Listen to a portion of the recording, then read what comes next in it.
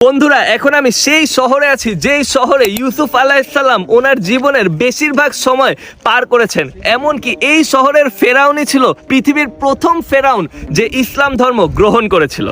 জুলেখার আদেশে 12 বছর ধরে এই জায়গায় ইউসুফ আলাইহিসসালাম জেলখানার ভিতরে বন্দী ছিলেন এবং এই জায়গাতেই জিবরাইল আলাইহিসসালাম ইউসুফ আলাইহিসসালামের কাছে ওহী নিয়ে এসেছিলেন। এখানে আছে ইউসুফ আলাইহিসসালামের জেল। আপনি দেখুন কত গভীরে তারা জেল বানিয়েছে, একদম নিচ পর্যন্ত এরকম সিঁড়ি করে দেওয়া আছে। এখন আমরা সেই স্টেয়ারকেস দিয়ে নিচে নেমে যাচ্ছি যেখানে ইউসুফ আলাইহিসসালামের জেলখানা আছে, সেখানে আপনাদেরকে নিয়ে যাচ্ছি। আসেন দেখুন, এটা মাটির কত নিচে অবস্থিত, খালি সুড়ঙ্গটা নিচেই যাচ্ছে আর নিচেই যাচ্ছে।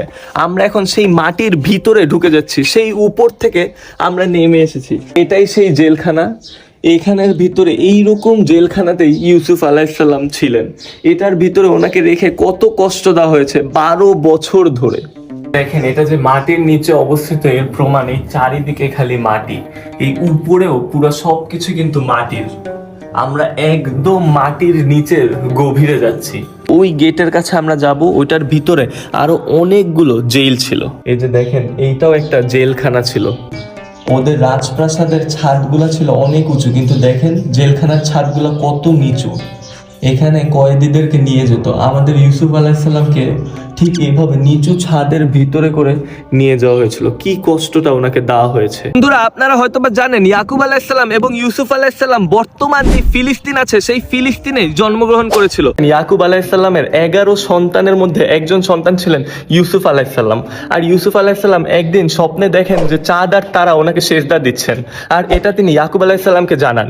ইয়াকুব আলাইহিসসালাম তখন বুঝতে পারেন যে ইউসুফ আলাইহিসসালামও ওনার মতো একজন নবী হবেন, তাই তিনি ইউসুফ আলাইহিসসালামকে সবচেয়ে বেশি ভালোবাসতেন।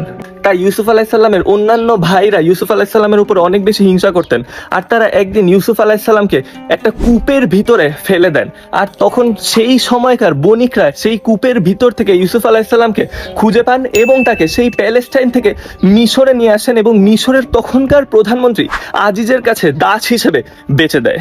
ইউসুফ আলাইহিসসালাম ছোটবেলা থেকে অনেক সুন্দর ছিলেন। আজিজ যখন ইউসুফ আলাইহিসসালামকে দাস হিসেবে নিয়ে যায়, তখন আজিজের স্ত্রী জুলেখা ইউসুফ আলাইহিসসালামকে দেখে অনেক বেশি পছন্দ করেন।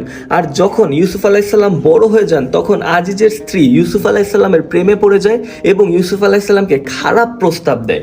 কিন্তু ইউসুফ আলাইহিসসালাম সেই প্রস্তাব প্রত্যাখ্যান করে এবং ইউসুফ আলাইহিসসালাম এই প্রস্তাব প্রত্যাখ্যান করার কারণে জুলেখা মিথ্যা অপবাদ দিয়ে ইউসুফ আলাইহিসসালামকে কারাগারে বন্দী করে। ইউসুফ আলাইহিসসালামের একটা স্পেশাল পাওয়ার ছিল, তিনি যাই স্বপ্নে দেখতেন তাই সত্যি হয়ে যেত। তাই তিনি খুব জলদি অনেক বেশি পপুলার হয়ে যান।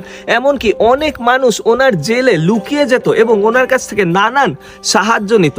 এবং ইউসুফ আলাইহিসসালাম যখন এই শহরে ছিলেন, তখন একটা ফেরাউন ছিল, যেই ফেরাউন ইউসুফ আলাইহিসসালাম বড় হওয়ার পরে চেঞ্জ হয় এবং নতুন একটা ফেরাউন আসে যার নাম ছিল আখনাতুন। এই আখনাতুনই প্রথম ফেরাউন যে ইসলাম ধর্ম গ্রহণ করে। তিনি ইউসুফ আলাইহিসসালামের উপরে ঈমান আনেন এবং এক আল্লাহ তাআলাতে প্রথম বিশ্বাস করেন এজ আ ফেরাউন।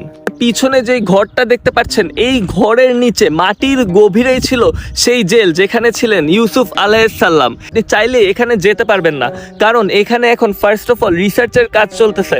তার পাশাপাশি মুসলিমরা এসে এই জায়গাতে নামাজ পড়ে, তাই এই জায়গাটা এখন ক্লোজ করে দেওয়া হয়েছে।